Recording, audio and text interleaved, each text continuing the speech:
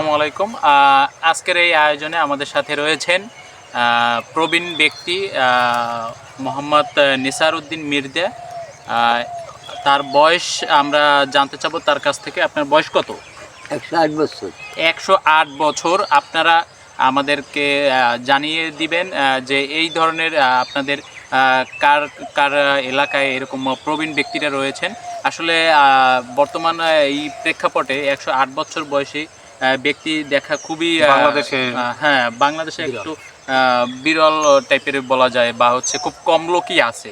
কারণ বর্তমানে গড় আয়ু হচ্ছে আমরা প্রায় 60 বছর এর ভিতরে আর কি জেনে থাকি। হ্যাঁ, এবং সর্বোচ্চ যে বয়স পায় আমরা দেখি যে 80, 85, 90, 95 এর মানে 100-এর উপরে খুব কম লোকই আমরা দেখতে পাই। তো আসলে বর্তমান শিক্ষা ব্যবস্থায় অনেক বইয়েই আমরা এরকম দেখতে পেয়েছি যে জানতে চায় যে আপনারা আপনাদের যা মুরব্বী আছে তাদের কাছ থেকে আপনারা বিভিন্ন বিষয়গুলো জানবেন। ঠিক আছে, যে বর্তমান পরিস্থিতি এবং আগের পরিস্থিতি কেমন ছিল। আচ্ছা দাদা, আপনি এই অঞ্চলে আগে আপনাদের যে পূর্বপুরুষ তারা কেমন ছিল, তারা কি ধরনের কারা এই প্রভাব খাটাইতো, বা হচ্ছে আপনারা কি ধরনের পজিশনে ছিলেন?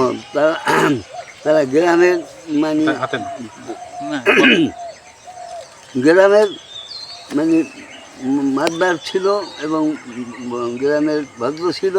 তারা বিশাল আচার করছে, দেশে সালিসি ব্যবস্থা করছে মানে, এবং খুব প্রধান ছিল, প্রভাব ছিল আর কি। খুব সম্মান। জমাজমি কিরকম ছিল? জমাজমি ভালো ছিল। মানে আমার দাদা মামুজান সরকারের 16 দরুন জমি ছিল, সোনা ওইটা পেদ্দা মুখে খাজনা পাইছে, এখন সরকার লইয়ে গেছে। 16 দরুন, 16 গানি 1 দরুন, তার 16 দরুন মামুজান সরকারের নামে এখনো দর্শনাধিকারী তার নাম আছে।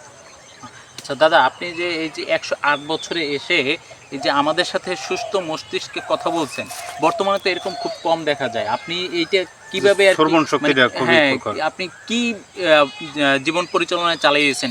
খাবার দাবারের ব্যাপারে কিভাবে চলছেন? এরপরে দেখা যায় আপনি যে নিয়ম কানুনগুলো প্রতিদিনের, এটা কিভাবে কি চালাইতেন একটু বলুন। আমাদের খাদ্য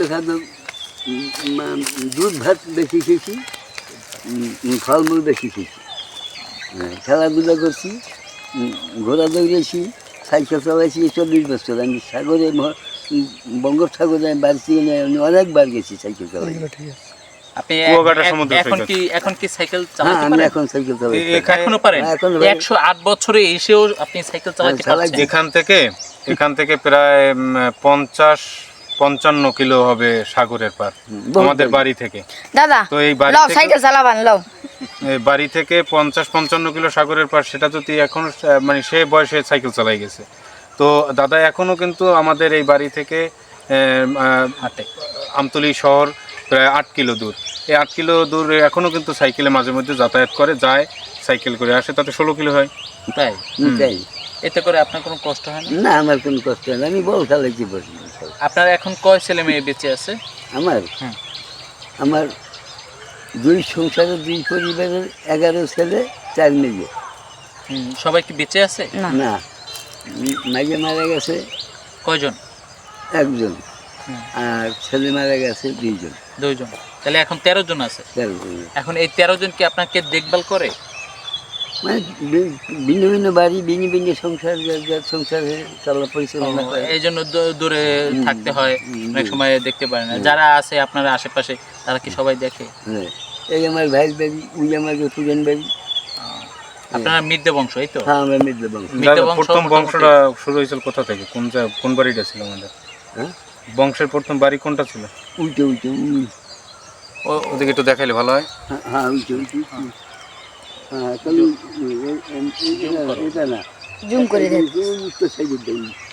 ঠিক আছে।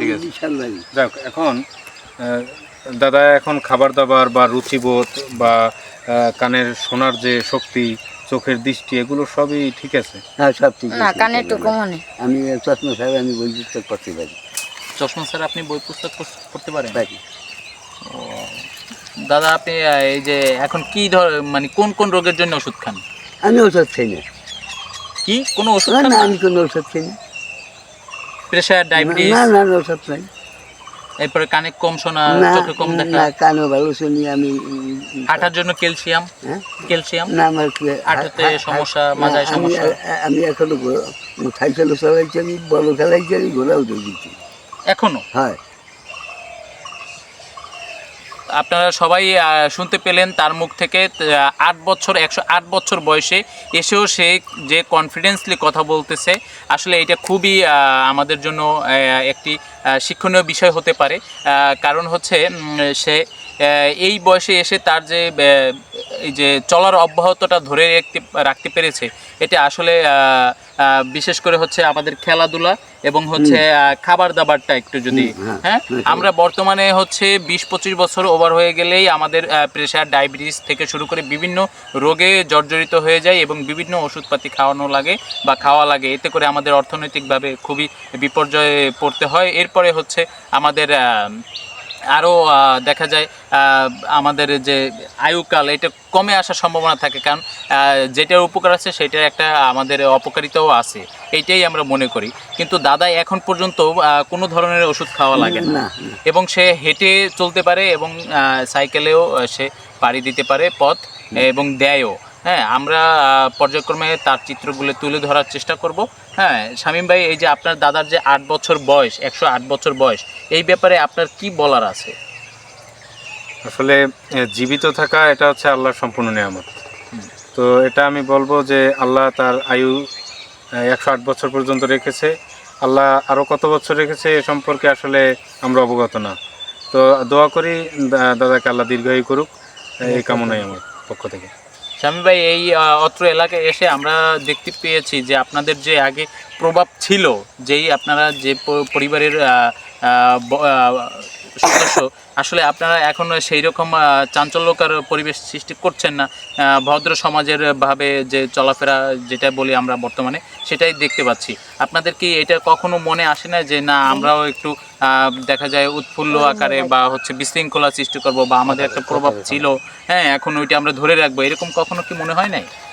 আসলে আমাদের পূর্বপুরুষরা যেরকমই চলেছে, কিন্তু বর্তমান আমাদের যে প্রজন্ম বা আমাদের আগের যে প্রজন্ম, এরা বর্তমানে শিক্ষাঙ্গনের সাথে জড়িত। তো পূর্বপুরুষরা তখন শিক্ষার সাথে জড়িত ছিল না, তাদের বুঝজ্ঞান চলাফেরার সাথে আমাদের বর্তমান প্রজন্মের বুঝজ্ঞান চলাফেরা এক হবে না। কারণ আমরা বর্তমানে আমাদের বংশের ভাই বোন বা আত্মীয় স্বজন যারাই আছে, চাচারা আছে, প্রায়ই আমরা পোস্ট গ্রাজুয়েশন সম্পূর্ণ করেছে, বা আমরা সবাই ভার্সিটি বা ন্যাশনাল ইউনিভার্সিটি যেথা থেকে আমরা লেখাপড়া করেছি। এজন্য আমাদের সভ্য আচার আচরণটা আমাদের ভিতরে চলে আসছে। তো এই জন্য আমাদের পূর্বপুরুষদের মতো আচার আচরণের সাথে যুক্ত হওয়ার কোনো আমি মনে করি এখানে কোনো কারণ বা দরকার আছে বলে মনে হয় না। আচ্ছা, আপনার কথার মাধ্যমে আমরা যেটা বুঝতে পারলাম, তারা কি যে আচার আচরণ করেছে সেটা কি সমাজের জন্য ঘৃণিতজনক ছিল কিনা, বা হচ্ছে না এটা আপনি অন্য কোনোভাবে বলতে না, চাচ্ছেন? আসলে আমি বলি আসলে হচ্ছে মহবুল্লাহ আসলে বুঝতে পারে নাই, দাদা আসলে কিভাবে ব্যাখ্যা করেছে আসলে বুঝতে পারেনি। তো বিষয়টা হচ্ছে আধিপত্য বা প্রতিপত্তের বিষয়টা ছিল আমার দাদার যে বাবা বা তার পূর্বপুরুষদের জমা জমির পরিমাণটা একটু বেশি ছিল, তারা একটু ধনাঢ্য পরিবার ছিল। তো সেখান থেকে বিষয় আসলে আধিপত্য প্রতিপত্ত দাম্ভিকতা আসলে এরকম না, তাদের জমা জমি অট্টালিকা বা তাদের সয় সম্পত্তির পরিমাণটা একটু বেশি ছিল। তারা এই জন্য মানুষের দান সদকা বা মানুষের উপকারে সব কিছু ব্যয় করেছে। বর্তমানে আমার দাদা জীবিত আছে বা আমাদের বংশের যে মানুষরা সবাই নিরীহ বা নিরিবিলি, শান্তিপ্রিয়, কেউ কোনো ঝামেলার সাথে যুক্ত না, এবং সবাই যে যার অবস্থান থেকে মানুষের সাহায্য করে, এবং কেউই আমাদের বংশের মানুষ দ্বারা কেউই নির্যাতিত বা নিপীড়িত এরকম কোনো কিছুই না। এবং দাদার বিষয়টা বলবো, দাদা এখনও হেঁটে চলে। আমরা আসলে মূল যে আলোচনাটার জন্য বসছি সেটা হচ্ছে আমাদের দাদাকে নিয়ে। দাদা আমাদের বংশের একমাত্র প্রবীণ ব্যক্তি। তো আমরা চিন্তা করছি দাদার একটা ভিডিও বা রিভিউ তৈরি করে রাখতে, যেটা আমরা পরবর্তী প্রজন্মরাও দেখবে এবং উপকৃত হবে। আর এর সাথে ধন্যবাদ জানাই যুগপথকে। যুগপথ বরিশালের স্পেশাল একটা চ্যানেল। তো যুগপথের ভিডিওর ধারাবাহিকতায় আজকে যুগপথ আমাদের জন্য সেই বরিশাল থেকে বরগুনা জেলার আমতলী উপজেলার হলদি ইউনিয়নে চলে এসেছে পূর্বীন ব্যক্তিদের সাক্ষাৎকারের যে ধারাবাহিকতা, সেই ধারাবাহিকতা আজকে আমরা তাদেরকে আমাদের কাছে পেয়েছি। আপনারা যুগপথের সাথে থাকবেন এবং যুগপথের চ্যানেলের ভিডিওগুলো দেখবেন। এখানে আসলে যুগোপযোগী এবং সময় উপযোগী ভিডিওগুলো তৈরি করা হয় যুগপথে। ধন্যবাদ সবাইকে, যুগপথকে ধন্যবাদ। দাদা একটা ধন্যবাদ দিয়ে দেন সবাই রে। আসসালামু আলাইকুম। আপনারা সবাই এখান দিয়ে দাঁড়ান, এরকম, হ্যাঁ বলেন। আচ্ছা আপনারা সবাই শান্তিতে, এখানে ক্যামেরায় বলেন। আপনারা সবাই সুখী শান্তিতে বসবাস করেন। আপনাকে ভবিষ্যৎ উন্নত কামনা করি আমি। ধন্যবাদ।